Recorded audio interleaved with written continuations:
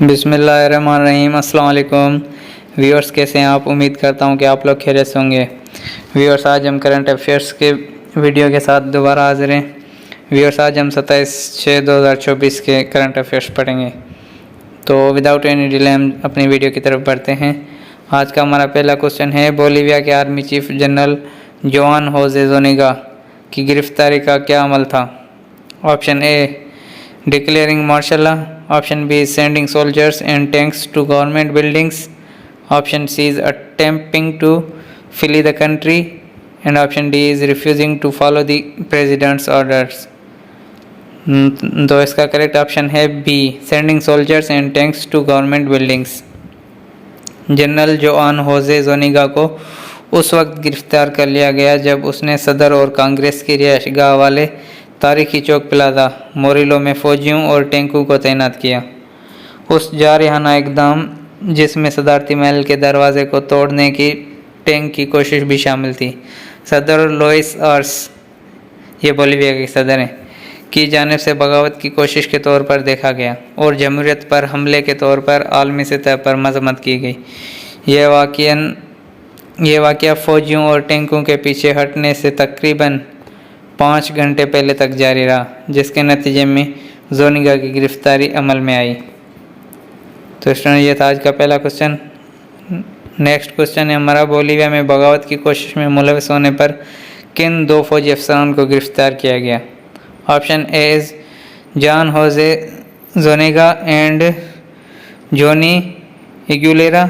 Option B is Juan Arnez Salvador and यूरोडोलो del Castillo, and option C is Joan Jose Zuniga and Joan Ernest Salvador, and option D is Luis Arce and Evo Morales.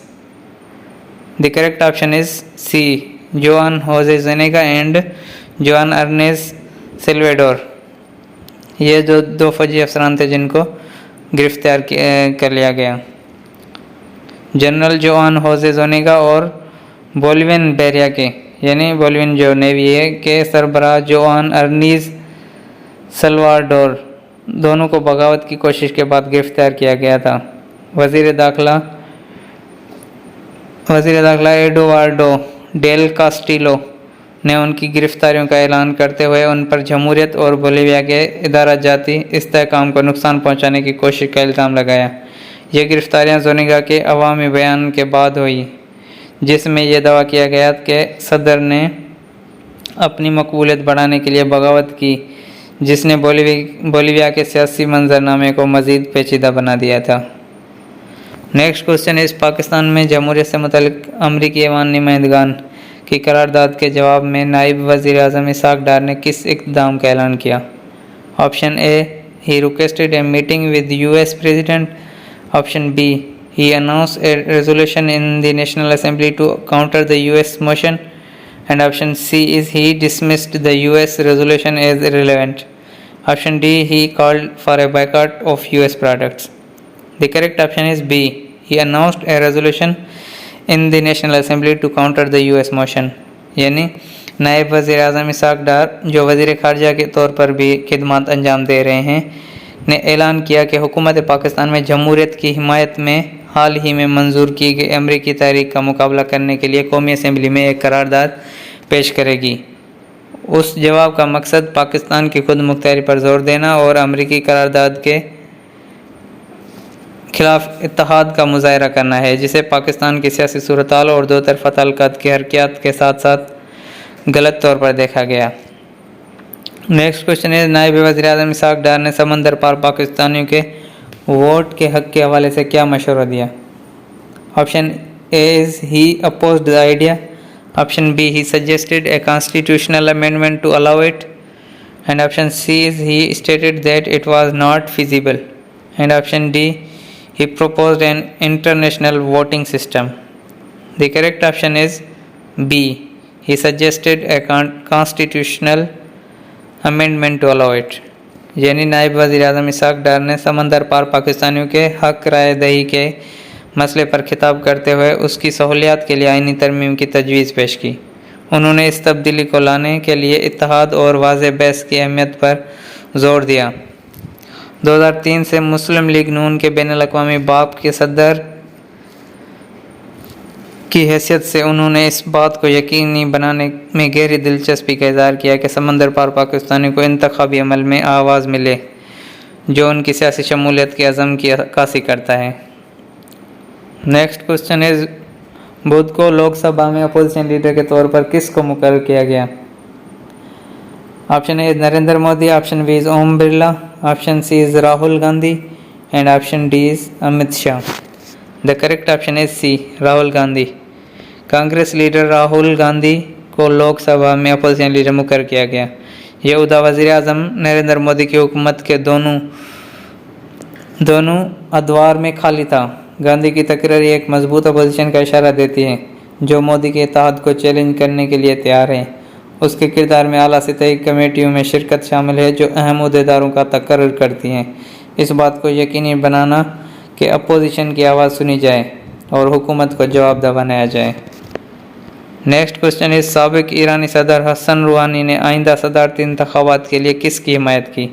Option A is Mohammad Bagher Ghalibaf, option B is Saeed Jalili, option B is Saeed Jalili, option C is Masoud Pezeshkian, option D is Mohammad Javad Zarif. The correct option is C, Masoud Pezeshkian. Iran के साबिक सदर हसन रूहानी ने आइंदा जल्द होने वाले सदारती इंतखाबात में वाहिद इस्लाह पसंद उम्मीदवार मसूद पेज़ेश्कियान की हिमायत की। रूहानी ने ईरान की मईशत को मुतासर करने वाली पाबंदियों के साए को हटाने की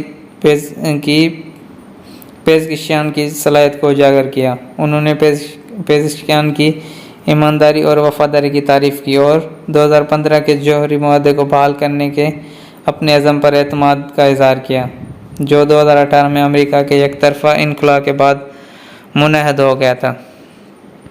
नेक्स्ट क्वेश्चन इज़, पेज़ेश्कियान की तौसीक में रूहानी ने किस बड़े बैनुल-अक़वामी मुआहदे का जिक्र किया? Option A is Paris agreement, option B is Iran nuclear deal and option C is NAFTA and option D is WTO agreement. The correct option is B, Iran nuclear deal. Masoud Pezeshkian की तौसीक में साबिक सदर Rouhani ने 2015 के Iran जौहरी मुआहदे joint comprehensive plan of action का हवाला दिया। रूहानी की हुकूमत ने असल में इस मुआहदे पर बातचीत की थी, जिसका मकसद पाबंदी में रिलीफ के बदले ईरान की जौहरी सरगर्मी को महदूद करना था। उनका ख्याल है कि पेज़ेश्कियान ने मुआहदे को बहाल करने के लिए पुरज़म है, जिसे 2018 में अमेरिका के जानिब से दोबारा पाबंदी आयद किए जाने के बाद धचका लगा, जिससे ईरान के लिए इक़्तिसादी मुश्किलात पैदा हुई। नेक्स्ट क्वेश्चन इज़, अमेरिकी वज़ीर ख़ारजा एंटोनी ब्लिंकन ने हिंदुस्तान में मज़हबी आज़ादी के हवाले से कौन सी मखसूस मसाइल उठाए? Option A he increased economic sanctions, option B hate speech and anti-conversion laws, option C improved police protection for minorities, and option D is decline in foreign aid. The correct option is B, hate speech and anti-conversion laws. अमरीकी वज़ीर ख़ारजा Antony Blinken ने हिंदुस्तान में मज़हबी आज़ादी से मुतल्लिक़ कई खदशात को उजागर किया, जिनमें तब्दीली मज़हब मुखालिफ कवानीन में इजाफ़ा, नफ़रत अंगेज़ तकरीर और अक़लियत अक़ीदे की बिरादरियों के घरों और इबादत गाहों की मसमारी शामिल है। ये मसाइल मज़हबी अक़लियतों के ख़िलाफ़ अदम बर्दाश्त और इम्तियाज़ी सलूक के बढ़ते हुए रुझान की अक्कासी करते हैं, जैसा कि अमेरिका की तरफ से जारी करदा मज़हबी आज़ादी से मुतल्लिक़ सालाना रिपोर्ट में बताया गया है। नेक्स्ट क्वेश्चन है, एंटोनी ब्लिंकन ने रियासत हाय मुत्तहदा अमेरिका में किन कम्युनिटीज़ का जिक्र किया कि वो नफ़रत अंगेज़ जुराइम में ड्रामाई इजाफा का सामना कर रहे हैं? Option A Christians and Hindus, option B is Muslims and Jews, and option C is Buddhists and Sikhs, and option C is atheistics and agnostics. The correct option is Muslims and Jews. Antony Blinken ने नोट किया कि America में मुसलमानों और यहूदियों दोनों के खिलाफ नफ़रत अंगेज़ जुराइम में ड्रामा इजाफ़ा हुआ है। तअस्सुब में ये इजाफ़ा गज़ा में जारी तनाज़ा से जुड़ा हुआ है और उन कम्यूनिटीज़ के ख़िलाफ़ बढ़ती हुई अदम बर्दाश्त और इम्तियाज़ी सलूक को वसी रुझान की अक्कासी करता है। अगला हमारा क्वेश्चन है, किस वाक़े ने जापान की हुकूमत को मुल्क में तैनात अमरीकी फ़ौजियों की सख्त निगरानी का मुतालबा करने पर मजबूर किया? Option A is pollution from US military bases, option B is noise complaints from local residents, option C is a US soldier charged with the alleged sexual assault of a Japanese teenager, and option D is helicopter crashes involving US military personnel. The correct option is C, a soldier charged with the alleged sexual assault of a Japanese teenager. यानी जापानी हुकूमत की तरफ से अमेरिकी फ़ौजियों की सख्त निगरानी का मुतालबा उस वाक़े से हुआ जिसमें एक अमेरिकी फ़ौजी पर ओकिनावा में एक जापानी नौजवान के साथ मुबैना जिनसी ज़्यादती का इल्ज़ाम आयद किया गया।